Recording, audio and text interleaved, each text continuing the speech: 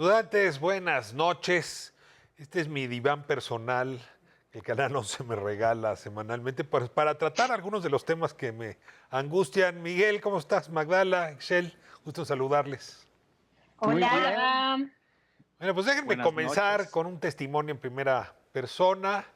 El título de este tema lleva por nombre colega de los medios, Andrés Ruemer, con quien en los últimos 20 años más o menos he convivido, yo no diría personalmente, pero sí en distintos espacios, discusiones en radio, en televisión, en un pasillo, en una televisora, en fin.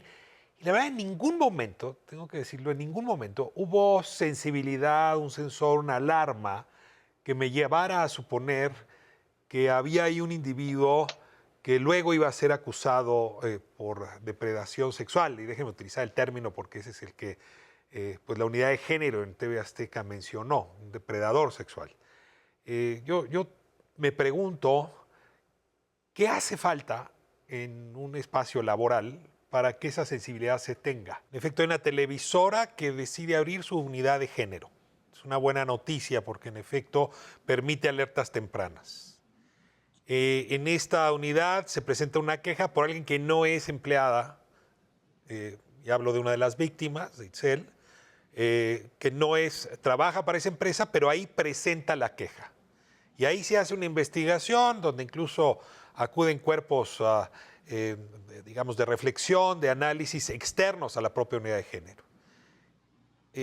La víctima dice, no alcanza a satisfacerme el resultado, ¿no? Que el resultado es, sí, aquí hay una actitud depredadora del individuo, sin embargo, la víctima no trabaja para esta empresa, entonces hay un asunto jurídico que no se resuelve y entonces la bailarina Itzel decide hacerlo público.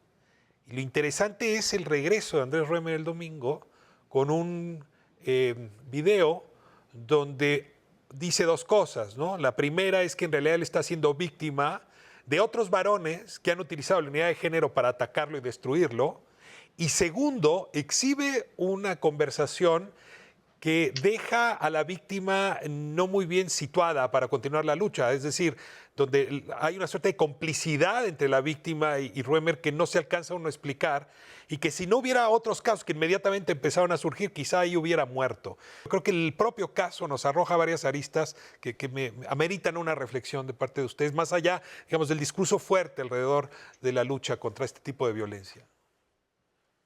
No, en principio, bueno, publica una conversación editada, ¿no? O sea, desde ahí ya tendríamos que partir. Y además de eso, como bien dices, lamentablemente, si no hubiera habido otros casos, le hubiéramos creído a él, aunque ese audio fuera editado, más que a ella, ¿no? Entonces, ese es ese gran pacto del que estamos hablando esta semana y hablamos la semana pasada, en el cual la postura de él y lo que él dice vale más que lo que dice ella. Y entonces acá tenemos este chip en la cabeza, o muchas personas en este país tienen este chip en la cabeza de que seguramente ella quiere algo, ella quiere dinero, ella quiere tener cierto poder, ella quiere extorsionarlo porque estaba enamorada de él y la abandonaron. Todas estas narrativas que tenemos bien marcadas es justo para señalar que al final la culpable era ella. Y es lo mismo de era de noche y salió sola, cómo iba vestida se lo merece, es exactamente la misma narrativa, o sea, aún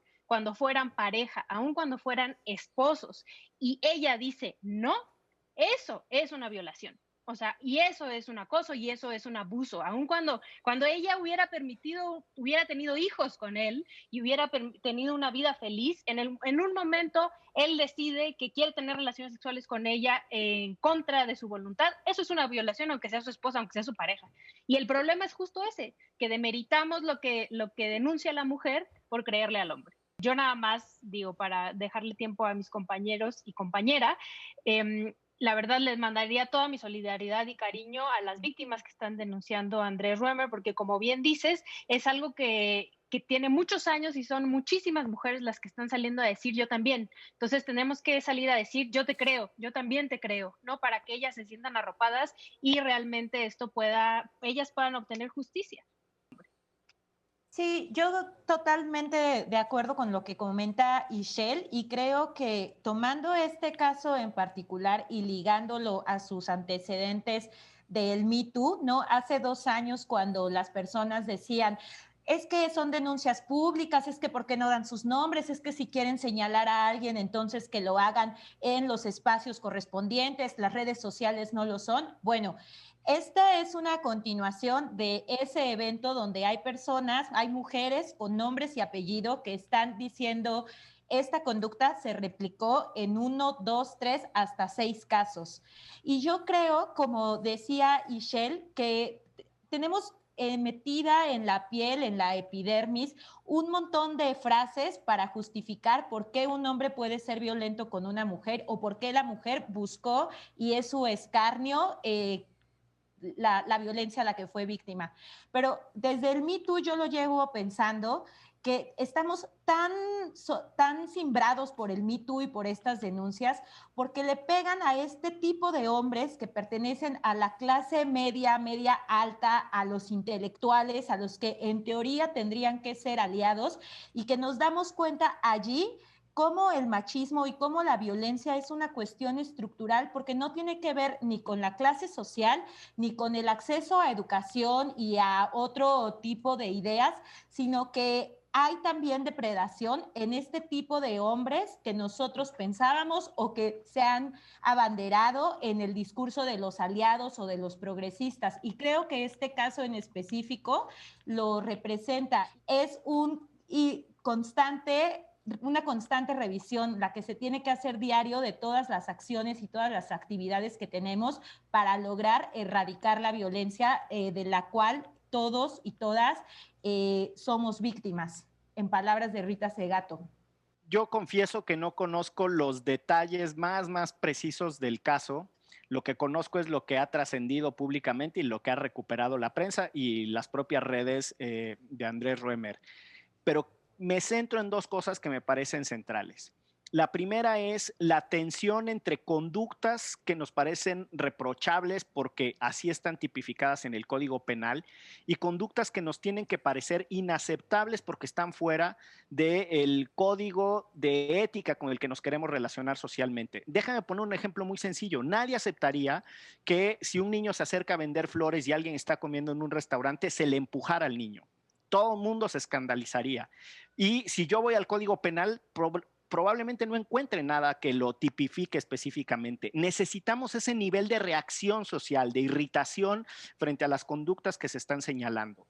Y para el caso particular, la segunda es entonces la reconstrucción de los testimonios que se están dando para llevarnos a imaginar por qué tuvimos que tener tantas conductas denunciantes para darle credibilidad a las víctimas. A mí me parece que en lo que Ixchel ha insistido la semana pasada y esta, lo que Magdala ha subrayado de la dificultad de ser mujer al confrontar y al denunciar estas cosas, es algo que nos tenemos que tomar en serio. Y perdón por revelar conversaciones privadas aquí, pero es algo que tú y yo hemos discutido mucho, Ricardo, en donde nosotros como varones asumimos la responsabilidad en la reproducción de este sistema tan asimétrico e injusto. Pues ciertamente donde van hoy las cosas es en que algunos de los cargos que ostentaba Andrés Ruemer como profesor invitado en el Instituto de Estudios Latinoamericanos de Columbia, pues se ha cancelado ese contrato. Este papel que tenía embajador de buena voluntad de la UNESCO también pues ha dejado de ser una de las medallas que portaba Andrés Ruemer. Y bueno, pues claramente está habiendo una sanción social. Yo solamente diría, ojalá y este caso no opaque otros que vienen andando y que son igual de graves. La semana pasada hablábamos aquí del caso Félix Salgado Macedonio y luego el problema es que los ciclos noticiosos hacen que pues esta reacción social virulenta se apaga tan rápido que pues lo que sabe el victimario es que lo único que tiene que hacer es aguantar un rato porque luego ya no habrá mayor sanción y creo que esto puede ser muy delicado, tan responsable, por lo menos de manera señalada, está haciendo Félix Salgado Macedonio, como en este caso Andrés Ruemer, a partir de estos 11 casos ya que yo cuento de señalamientos en su contra. En fin, les agradezco mucho la conversación, nos miramos la semana que entra, nos escuchamos. nos encontramos en este diván de dudantes que nos permite existir. Gracias. A dudar. Buenas noches. Adiós. Bye.